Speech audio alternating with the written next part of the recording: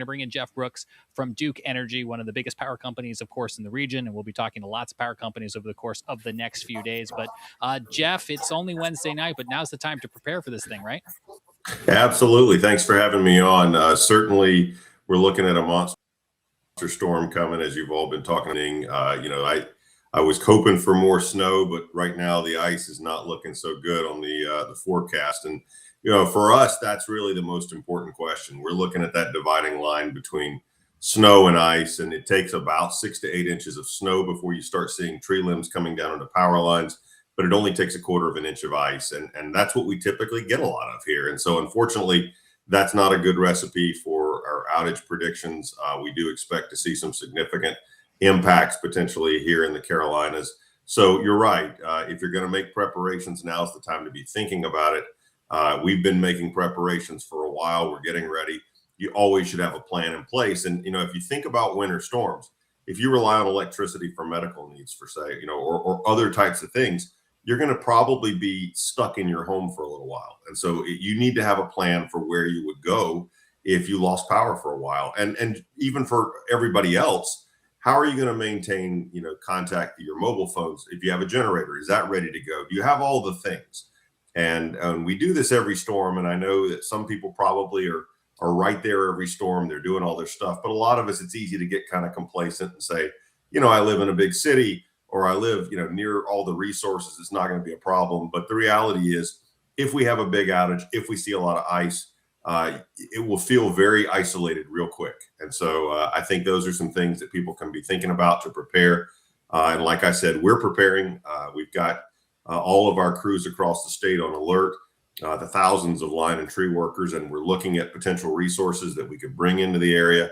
So just a lot going on, but now is the time. I was just at the store myself earlier picking up supplies for my work this week. So do yourself a favor and jump on it. Yeah, I want to talk to you some more about what people can do themselves at home, but let's start with what you guys are doing on the power company standpoint. What do you guys do days in advance to prepare for a big storm like this? Well, I think when you think about how to prepare for a storm, first of all, it starts months and years ahead. We've been making tons of upgrades to the electric grid, making it stronger, upgrading poles and wires so they can better withstand these types of conditions. One of the biggest things we've been adding is self-healing technology, and that's been a game changer for us. We've got close to 700,000 people in the greater Charlotte area, almost 3 million, I think, across all of the Carolinas. Maybe more. And so, when you think about that technology, it automatically detects power outages. It looks to reroute power to other power lines to get power restored. So that's a great tool that's helping our crews out in the field who may still have to fix that damage. But if we can bring some customers back up, as cold as it is, that's going to make a big difference. So this week, we're also looking at, getting our crews ready. We're doing some last, pre-storm tree trimming all over the Carolinas. That's in addition to what we do year round. Inventory checks, working on crew rosters. And if we do bring in resources over the next couple of days, we're going to have to, prepare for those, work them into the system, brief them. So just a lot going on. And unfortunately, we get a lot of experience with this in the Carolinas. So we work to get better every day, but we'll be ready when the storm gets here. Jay is watching with us tonight on YouTube. He says, the most experience I've had with a power outage was just a few hours during a severe weather event in 2020. So I can't imagine the thought of having one for a winter event. What advice could you give Jay or anyone who's watching tonight to prepare themselves for possibly a prolonged outage? Winter events are a different animal. I can remember as a kid, sitting there in your house and you've got ice on the tree limbs and it's just so quiet. And all of a sudden you hear crack and then the power goes out. And, at that point, you're not going anywhere. So the biggest thing to think about is how can you maintain comfort? If you rely on electricity for medical needs, do you have a plan in place? Because you won't be able to go anywhere else once the storm gets here. What other things do you need to maintain comfort? Keeping that cell phone charged? Do you have your prescriptions? Do you have the ability to feed your family? All those things have to be thought about because I think Brad was saying earlier, we rely so much on electricity for everything that we do. And it's something we don't even think about. But when it's not there, it's amazing how much it changes your perspective. And so this is a type of a storm where you could potentially see outages that do extend multiple days. So are you prepared for a 2 or 3 day outage event? Those are the questions you should ask yourself. Now, we hope that isn't the case, but we always prepare for the worst, and hope for the best. The safety of your crews out there in the field is of utmost importance. How soon can they go back out? Like, for instance, I know there are parameters when it comes to wind, and when we're worried about a Right. wind event, I assume with ice, there must be some sort of similar process. Yeah, we do have safety parameters because safety is first and foremost. We want to get our crews safely home back to their families. They're out working 16-hour days in sub-freezing temperatures, and that's not easy. And so we want to make sure we do everything we can. You're right, with wind, when it gets above 29 miles per hour, hurricanes, those are typically where we see that. That may not be as big of an issue here, but when you think about the road conditions, if those are challenged, it's going to slow down our ability to get to certain locations. We have to be safe.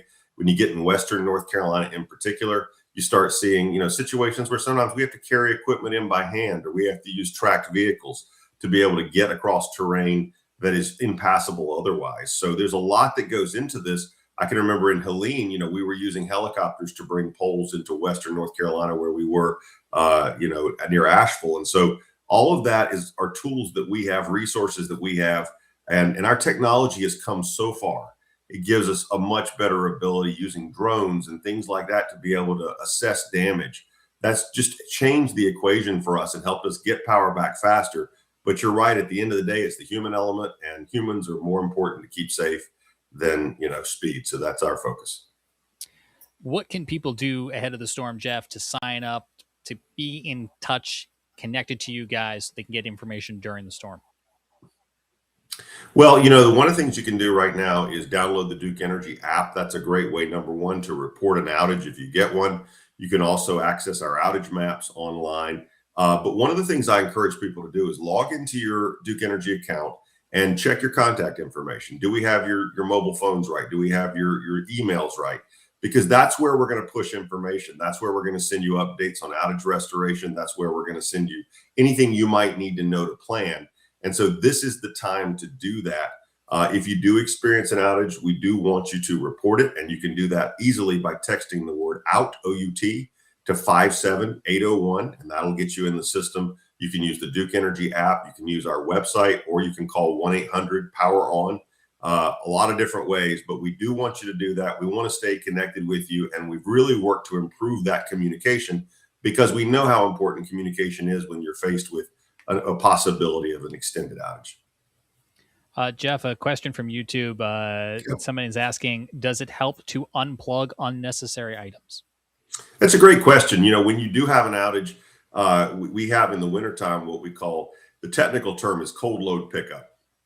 And that means that we have to be very deliberate and careful as we bring power lines back up, because of the cold weather has really changed the way the physics work on the line. And so, yeah, unplugging some things, number one, helps when we're bringing everything back up, turning off any switches that were on when the power went out. But it also helps to reduce the risk of any potential issues with your own system as it comes back up. So yeah, that's always a good idea. And it's really easy to do. You can turn power strips off. You can flip light switches off.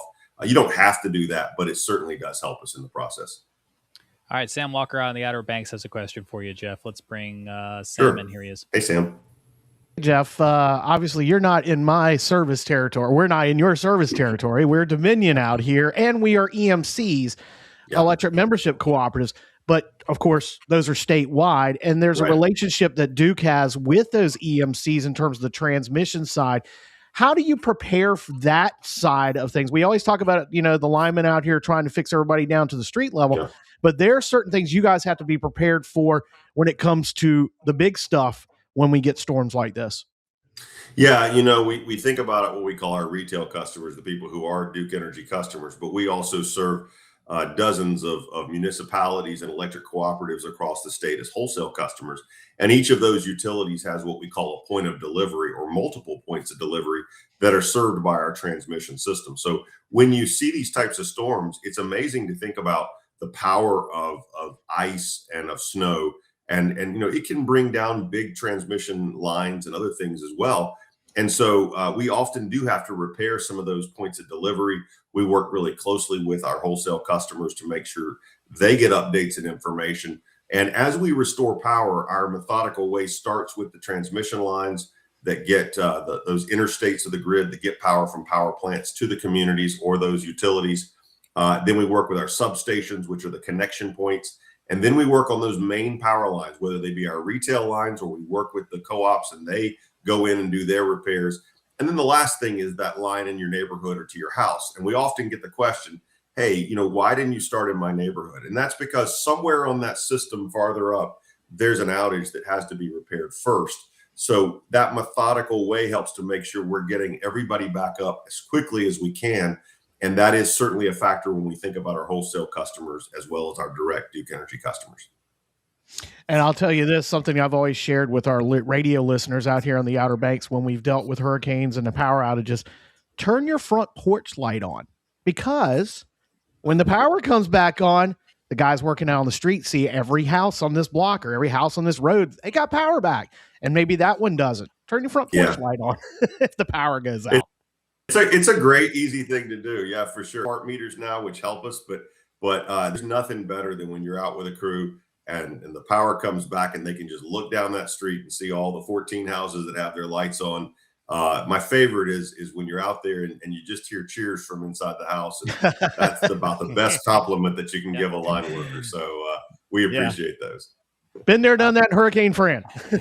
Absolutely. Absolutely. We appreciate your time, Jeff. Stay warm, stay safe out there, to your crews as well. And I'm going to go check, make sure all of my contact information is correct. Stay in touch with you guys during the storm.